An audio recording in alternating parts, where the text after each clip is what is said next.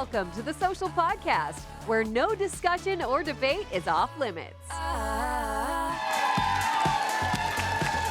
This is nice. Wow. Have a seat. Oh, you know what this is? This is long weekend energy. Yeah, let's go. Thank you. Oh, and I also hear Quebec is in the house. Bonjour, bienvenue à tous. Oui, c'est vrai, je parle français, c'est vrai. This is an English show. Welcome, everybody. Joining us today is the host of The Social's Mom Life Crisis and the NSL on TSN. Kate McKenna is back. And also host of Virgin Radio, Toronto's morning show, Darren and Deepa Prashad is here. Happy belated birthday, Deepa. Yesterday. That was yesterday, right? I turned 30! Woo! I'm 30! Woo! I know, can you believe it? I know, everybody over 30 is like, oh, good for you. Good for you. We're so happy. Like, that explains the energy. That's the energy. Well, let's move on. No, seriously, happy birthday. Of course. Thank you. Okay, listen, not that we want to rub any more salt in the wounds of any Yankee fans out there, but it looks like the team, well, they apparently bored Kylie Jenner to death in the playoffs. Kylie looked unenthused, to say the least, sitting with boyfriend Timothée Chalamet. This was as the Yankees were playing the Jays back on Wednesday. So Timothy, meanwhile, he is a massive Yankees fan, a big sports fan in general. So the question is it important to support your partner's interests, even if you are not interested personally in the sport? What do you think, Deepa? You like I think it is important, only because I look at that picture and I'm like, do you think he had to babysit her during the game? Was he checking on her and be like, hey, are you having fun? What can I do? Because especially when you're going to an event like that and you're a big fan, you don't want anyone to bring your energy down. And I feel like in that situation she did, even if it was completely unintentional. And my husband and I, we had totally different interests. He was really into like Formula One racing, and I liked it as a kid, but not when I got older. But when I met him, I started watching again with him, but with intention. I wasn't just like, oh, put on the race, we'll watch it.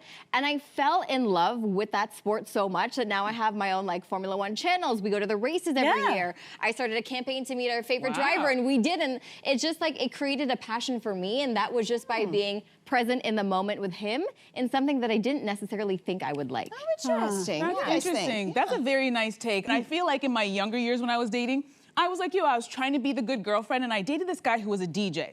Now, every Thursday, I didn't know this before, every Thursday you go to the record store and get the new records and listen and see what you're gonna, what you're gonna buy so you can play on the weekends. She's talking about vinyl. Yeah. I know, they're like, what's a record store? So the first time he brought me there, I felt kind of special, and I also had no idea what I was getting into. And when I got there, all of his friends were like, he's never brought a girl here before. So I was like, felt special.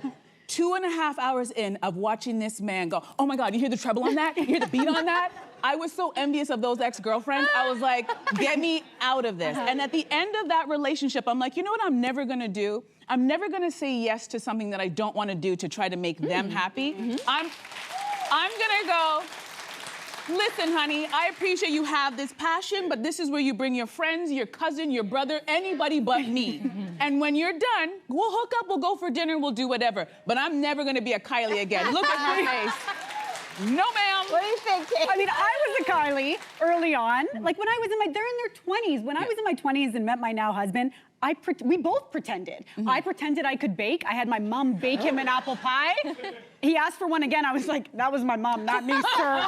He sat down and watched Love Actually with me. He hates rom-coms. He hates Christmas, but that's what you do. And I think that's what Kylie did too at the beginning. So towards the beginning of this relationship, you should have seen Kylie Jenner at sports games. She was at those Knicks games. She had a suitcase full of Knicks-colored lingerie. Wow. So she was doing, there they are. Look, that's a very different picture. So I think at the beginning of a relationship, you do a bit of pretending. Look at that suitcase. Oh, that's cute. And now she's all hoodie up in that cave. She is uninterested, and that's natural. Yeah. The thing is, that photo that you just showed, and even when we were looking into her dead eyes, it is called RJF. It's resting Jenner face.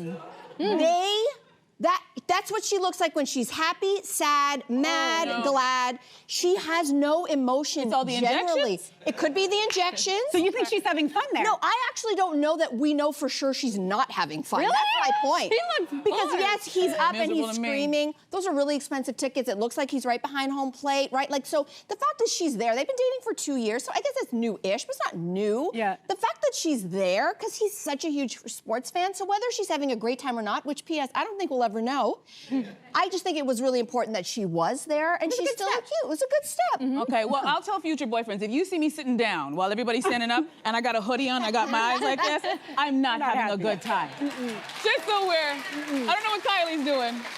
But let's move on to our next one. A reader wrote to the Washington Post for advice saying her husband was upset that she wasn't more celebratory when he got home from a work trip. But she says she was on fumes after juggling the job, the house, and the kids while he was away. So who is in the right here? Not the husband. Not the husband, I'll tell you that much. He was away, and listen, this is my opinion here is absolutely fueled by the fact that I have been this mom. I have 2 young kids, so I understand her resentment. He was away for, he was away for 2 weeks for work. She was at home for 2 weeks, working, managing the kids, and managing the home. She had it much harder than he did. And there's a very simple answer here. All he had to do on the way home from the airport was say, honey, I can't wait to see you. I can't wait to see the kids. I'm gonna order dinner. When I get home, you go upstairs, you eat that dinner in silence, and you don't come back down. Wow. That would not only be helpful, it would be foreplay at this Those point. are Really? Okay. I feel different. What do you think? Wait, you feel different. You have a husband, you come home too. Yeah, How I do you feel different about only it? in the sense of like, you can't be a mind reader. I know it's obviously really nice to take that first step, but it's like, you know, maybe you're both going through things. Maybe his work trip was stressful. It was all those things. So at the same time, you both want to be excited to see each other. And I know I was actually impacted by the Air Canada strike. I was away with my family in Edmonton. I was stuck, but I was there for extra days. And my husband was at home taking care of our cats, and he was working and taking care of the Did you say house. cats? Our cats, our 2 cats. Okay, cats, not Not kids. kids. Yeah. Cats. Still hard. Let's be nice. And he did it on his own. But the first thing, like when I got home, the first thing he said to me was like, I'm so happy to see you. And he gave me a hug. He left a meeting, but he was still dealing with everything at home, but he took that time. And for me, I was like, oh, it's so special to have that. So I think in the case, like you have to communicate in that situation. Like, oh, you know, if they didn't react the way that you didn't want them, just be like, hey, it didn't feel great that you weren't like more excited to see me. But or does that go both whatever. ways? And I think you're gonna get, does that go both ways? That Yeah. he should have mind read his wife at home, being like, I see that you're working about 3 jobs. Yeah, that's true too. I listen. It's not a surprise that the 2 moms at the table feel the exact same Very way. charged up. Very Because charged up. The thing is, it is absolutely comes down to communication. Yeah. I absolutely agree. He comes home and he reads the situation as, wow, my wife is so rude. I've been gone and this is the welcome that I get. He comes home and she gets, thank God you're home. I need to go upstairs and have 2 seconds of peace because I've been up to my eyeballs for the last 2 weeks. So that is a miscommunication. The fact that they are both missing each other. I'm not gonna blame mom, but I also have to say, I'm not saying his work trip was all fun, but he was not carrying 6 other jobs at the same time. Okay. He just wasn't. Can I just give a little different perspective? Careful, okay, yeah. I know, I'm like, the moms are very angry, so I'm gonna be very careful with my words, especially this one right here, because she's very close. Okay, so I live by myself. So when I go to work or when I go on a trip, I love coming home to the peace and I unpack my stuff and I order food and I love it, I turn my music on. And the only reason why I would get in a relationship would be to make my life better, to turn my house into a home. And that would mean that if I was living with somebody and I came home from a trip, I would expect them to make me feel even better than I do when I come home to my own house. So I would like, I'm not saying you shouldn't help, but I'm saying we're talking salutations here. We're not talking about what you're gonna do for the next 2 weeks to make up for the fact that you were gone for 2 weeks. Just greet me with a smile, because we're partners, we're in this together, and I just got back and I was just going through stuff at the airport. I know you don't care, but just a hug and a smile, we're glad to see you home. Or else, in my mind, what am I doing this for? Sorry, I'm on Team Mom on this one. That was a good try, Andrea. I'm not coming home to grumpiness. Why? I could live by myself. I could do bad all by myself, baby. You know what? Here's the fix. She needs to go away for 2 weeks. Oh, there you go. That's a good solution. But And now not a we're work doing trip. tit for Not a work tat. trip. Yeah. But now we're doing tit for tat. That's the only way well, he'll get it. Too bad, so sad. Well, listen, I have a question for you. Do you still party like you used to? Well, actress Greta Lee told Vogue that these days when you go out, people pretend to sip champagne and they're filming themselves. Everything's branded and corporate and lame, and no one knows how to have fun anymore. Do you guys think this is true? Yeah. Right? You know what's interesting? All the generations, including the young ones, very young ones in the front, everyone's actually saying yes, nobody knows how to have fun anymore. You know what is so sad that I lament for the younger generations? When I mean younger, I'm not talking to us Gen Xers or elder millennials, okay? Because we know how to party. We do. We do. I do get sad because the only good parties today are the old school parties for the people 40 plus. And you know why? Because we go back to the time pre-smartphone, pre-internet, when you actually shared a communal, almost spiritual experience, vibing to the same music, you were going through the same stuff, you would dance with a band. P.S. we would dance. Kids, ask your parents what that is, because they don't do it anymore. And I think the smartphones have taken kids out of the moment. Not present. I think they're not present. I think they're too worried about what they look like. They don't want to post stuff because everything is this. It's like, guys, let's look like we're having a good time at the club, okay? And then they put the phone down and they're...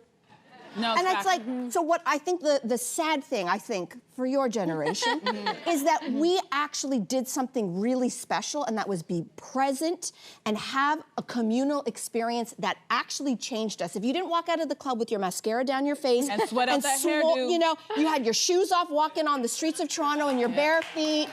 Like, it sounds gross, but it was a rite of passage that really made you feel something. And I think so many kids today, they just don't feel, and they especially don't feel joy. So bring back the clubs for the kids. Yay! It's funny that you say that because we share the same sentiment because I too took my clothes off a layaway at Le Chateau and broke it down at the club. Miss those days. And I was talking to my friend who's actually a high school teacher, and we were discussing this. I'm like, yeah, what is going on with these young people? Because he's like, I'm there at the dance and I'm seeing it. So he pulled one of the students aside and he's like, why aren't you dancing? She was like, oh, no, I'm not dancing. I'm not trying to go viral. And she explained it. She's like, listen, everybody has a camera phone, and whether you dance well or you dance really bad, what you don't want to do is end up all over the internet, because whatever you do in this gymnasium doesn't just end up talked about with the people at the party or the people at the school. Now the world may see this. So they're like, I'm not taking a chance, and I don't need this video trailing me for the rest of my life and people coming up to me going, oh, you're the girl who twerked at the party. We saw you. So they're so reserved and so nervous about being judged for doing something wrong, and that's why we don't understand it, because there were maybe you had a disposable camera? But I don't remember cameras. Maybe there was a professional photographer who came around through the club for 2 minutes and then disappeared, but we didn't have cameras. That's why we had no problem sweating out our weaves and our bangs and all of our outfits. That's right. Because no one was there to record it and then try to embarrass you later. So I was like, use it that against makes you. sense. I have to tell you something that not a lot of people know about me is what I've never partied before. What do you mean? I've never gone to a club, never went to any university party. Andrea, I'm sorry, can I just stop? Yeah. Your aunties need to intervene right now. Immediately. Never. Wait, never. why? Never. Why? I just had zero interest, and my parents were so strict. It was like I wasn't allowed to do a lot of these Not things. a school dance? Not as I went to one formal in university, and that was it. But for me, it was like. But do you feel? Fine. But how did you feel about that? I never felt like I missed out on anything, and I actually had alcohol for the first time last year. My friend's bachelorette party. What happened? Okay, so we went to a cocktail class that was her bachelorette party, and it was 100. Whoa! That was me. Get it deeper. That was me. Did you made for the club? With the lights on. Wow. And it was classy. There was Wow. nice music. Everyone's making their fancy drinks. And I was like, oh, okay, I guess I'll just down all of them. But I was clearly like tipsy. And I was like, I don't think this life is Wow. But it's funny that you say that you weren't missing out, because I tend to agree. I did go to clubs, but what I like about this kind of new era of having fun is there's all different options. I did feel like when I was in university and just out of university that the only option for having fun was getting really drunk and putting on a really tight dress and shoes that maybe didn't make me feel like me, and going out listening to music that maybe I didn't like anyway. And I love that now there's options. There's all sorts, like whether people are cold plunging, whether people are going to like coffee morning raves, whether people are going to like adult summer camp. I like that there's options, because for me, those weren't the good old days. Sorry. Are you trying to equate a good time at a club with a cold plunge? Yeah. Is that what you're doing on this Friday? Listen, it makes me feel good. It makes me feel, I like that there's options. I just like that people aren't forced into one lane because not everyone felt comfortable at a club. I feel like we have a mission to take these we two do. out. Yes, we and get them to break it down. And I was split their hair out. and I was gonna say follow on Instagram, but you know what? It won't be on Instagram. It won't be. Thank you. God. What happens in the club Stays in the stays in the club. All right, I'm gonna bring you this fun one with this spicy dilemma. A woman wrote to Slate saying that she was really into this guy she was dating until she went to his place and saw he has multiple pieces of art featuring vaginas. Uh-oh. You heard me, vaginas on display. Uh-oh. So would this bother you, or would you judge a date based on their artwork? Ooh, daddy. Ooh. You like the vaginas, you No. don't like the vaginas on the wall, ladies? I hate to say this, I would 100% judge and I'd get the ick immediately. But then I think about myself. What do people think when they come to my house? Because I have artwork of cats all over my house. This is my office. The first thing I bought was the Meow cute. Lisa in the She back. has a cat head on a Mona Lisa. Yeah, it's great. I also have bags Cute. of cat hair. Like, I comb my cat. I would judge. and I No. keep it in a bag, but to me that's comforting. You had me until you said bags of cat hair. Wait till you hear this Had- one. My dead cat, his ashes are on the mantle because I was like, oh, I honor him. And so I'm like, to me, it's normal. But when Ooh, people come to child. my house, I believe that they judge me. See, So I'm parents, like, this is what happens to your child when you don't let them go to the club. If you collected cat hair in a bag and leaving it on the mantle, this is hold what on. happens. Just saying. I'm just saying. Let them out. Let them out. Jesus. Let them out.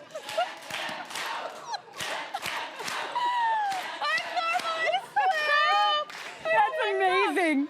That is incredible. I thought that there was no way that we could get even around the discussion of vaginas. I'm not even Yes. thinking of vaginas anymore. I mean, It's a shock. kitty, yeah. But that reminds me of A-Rod. You know Alex Rodriguez, the baseball player? Yeah. There were rumors that he had a portrait of himself as a centaur, like half man, half horse, above his bed. Oh, no. How do you settle into romance if you're staring at that? How do you stop the laughter? Never mind. Romance. I'm Last like, time I checked, he was single. very single. For a reason. I judged somebody once. I went to a very, very fancy house with this person that I know. I'm gonna make this a quick story because we're almost out of time. They lived in like a $6 million home. So I'm like, oh, this is gonna be fancy. I'm talking 5 bedrooms, guest house, pool, all. They had the driveway that you can like stack the cars, fancy. So I go inside and I'm like, oh, this is lovely. And then I notice, you know that artwork you buy for your first studio apartment from all those like inexpensive stores? That's all they had all over this amazing palatial house. And I immediately judge, I go, so you have the money, but you have no taste? Like, what's happening here? It might sound uppity, but it was weird. Like, even like, they didn't even have it to scale. So I was like, oh, what's happening here? It's like you're still in your first And you judged. apartment. I did judge. You I'm judged. sorry. I get it. But I'll go back. Yeah, They might be. exactly.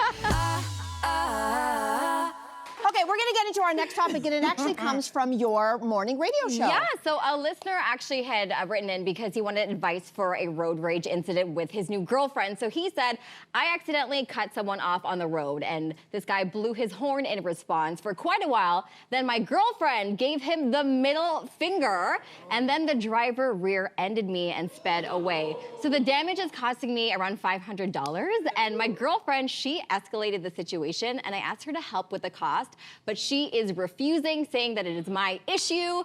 Do you think that she is in the wrong My girl. here? Yes, she's in the wrong. Yeah. To be clear, she was the one who chose to give the finger. The finger is what caused the rear end to happen. Therefore, it is her responsibility to pay for not all of it, he's not requesting all of it, but for half of it. Her choice, her action, her responsibility. Yeah. Listen, I don't disagree. I don't disagree, but sometimes people have to learn lessons with pain. And why I'm gonna say he's gotta eat this whole cost is he said it's a new girlfriend, okay? So maybe he didn't know this side of her, right? But guess what? You just learned something about this girl. And so even though I think she is responsible in every way, you know what? He also admitted he cut off the guy. So it's really hard to say, was it the cutoff or was it definitively the finger? Maybe this guy was always gonna rear end him. So I think in this case, he has to pay the full $500. But what's that saying? Fool me once, shame on you. Fool me twice, shame on me. I think he just saw a really big side of this quote unquote new girlfriend. He cannot be surprised the next time something like this happens and she refuses to pay. So he's either gonna get wise from this or he's going to learn lessons the hard way. I think the worst part about the situation, though, is I do agree with you. It's giving the middle finger that caused more of an escalation in the situation. But when he expressed, like, hey, like, I got to pay this now because of what happened, she didn't take any accountability or responsibility for what she did. Even if she was like, I'm not going to pay the $500, but anyways, I'm so sorry. Like, I shouldn't have done that. At least that's something. That's at least caring for him and acknowledging what she did, but she didn't do any of that. And I don't think they've spoken since. No, I don't think that they spoke since that incident. Okay. Yeah. Could be over. All right. Okay, Andrea. While I don't think it is proper to be giving anybody any kind of fingers when we drive, I'm gonna be real. Most of us have done it. I have done it. And if I got rear-ended every single time I gave someone a finger when I was driving, we would be bumper cars on the highway. And I would have no car left. I think this is a situation where we are missing out on who we are to blame. This man in the other car got the finger, and instead of like just ignoring it or giving the finger back, he decided to take his vehicle and ram into somebody else. Why are we even talking about this couple? This guy has there's a bill. No, this guy has an bill. escalation problem. This is why you have insurance. But this guy has an escalation problem. I think this guy is the problem. You need to calm down. It is finger for finger, not, oh, you got the finger and you're gonna ram my car. Suppose somebody had gotten hurt. I'm looking at it completely different. But he took off. They couldn't find him. Like, because I'd be, yeah, absolutely, he's to blame. You don't have the cameras? Right? All these cameras in the car, you don't have that, Well, that he license took plate? off. I got cameras in my car just for people like that. I would have had it. But to me, I'm like, we're missing the plot. This person took it too far and hit your car. But it's because he's concerned about the relationship issue. Yeah, and the money, he's gonna be out $500. Well, maybe she doesn't have it. Well, he Well, she doesn't didn't have a say girlfriend that, anymore. because that would have been, you're right. Maybe she might she be like, doesn't I'm have it. sorry, Yeah. but she didn't even do the I'm sorry. No, she Or said it's maybe, your you know problem. what? Maybe Yeah, she it's your should give him problem. $1,000 and be like, there are gonna be more fingers to come. Here. Keep driving. Yeah, okay. Everybody gonna get it. Subscribe to the Social Podcast so you don't miss a fiery debate. Until next time, socialites.